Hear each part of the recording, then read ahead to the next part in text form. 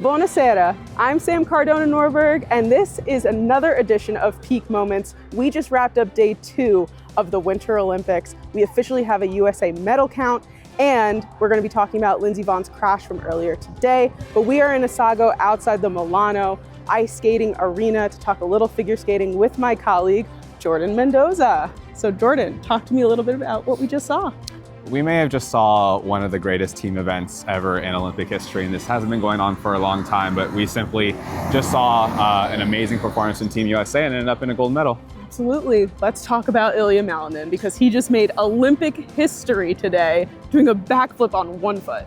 Yeah, now here's a guy that decided, I'm going to be Captain America today. He did a backflip, and it was sensational. They needed him to perform at his highest level, and even though it had a little shaky moment in the very beginning, he absolutely delivered, and now they can say that they're back-to-back champions. All right, talk to me a little bit about Danny O'Shea and Ellie Kam and how important they were to this team. Yeah, they're really the underrated stars of this. The pairs isn't really the US's greatest asset when it comes to figure skating, but Danny and Ellie put on a sensational performance. They absolutely redeemed themselves from the short program. This does not happen if they don't start the night off like how they did. Yeah, and I know Amber Glenn had a little bit of a shaky performance. Can you tell me about how she was feeling after that? Yeah, she was really disappointed in herself. She said she felt like she just wasn't feeling that great going into the skate, which is unfortunate. She felt like she let her team down. She felt like they were going to win a gold medal because of her, and she was really like in her feels. And in the end, she got to celebrate. She got to see her team win a gold medal, and so all is good now for Amber Glenn. And felt like a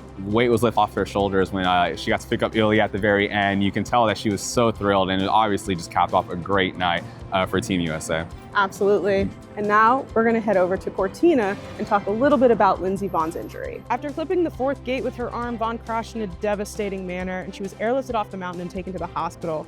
And we know now that she'd had an operation on her broken left leg, but there's still more details to come on the nature of that break and what's next for Vonn. So Lindsey Vonn's injury, obviously not great, but talk to me a little bit about what we were seeing earlier. Yeah, there was a lot of optimism that she was going to be able to do this, and you saw her clip that gate, and it really just hard to watch. You heard her wailing, and it was just a really tough scene to watch. And your heart goes out to Lindsey because you know that she really wanted to do this. She absolutely set her mind that despite the torn ACL, she was going to go for gold, and it's just unfortunate that she didn't get to cross the finish line. Absolutely.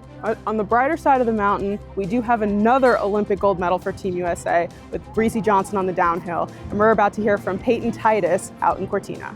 4 years after a crash in Cortina during a training run kept her out of the 2022 Winter Olympics, Breezy Johnson conquered that same course to win her first Olympic medal in the women's downhill, first Olympic medal to her name, and the first Olympic medal for Team USA in these 2026 Winter Olympics. She's the first woman for the Americans to win an individual medal in alpine, not named Lindsey Vonn or Michaela Schifrin since 2014. She actually won the world's title in women's downhill in the same exact skis 1 year ago today as she did to get her first ever gold. All right, Jordan, that means day 2 of the Olympics is finally wrapped. You know what that means? That means it's time for day 3, and there's plenty of action to watch. So here's a look at what to watch for our day 3 of the 2026 Winter Olympics.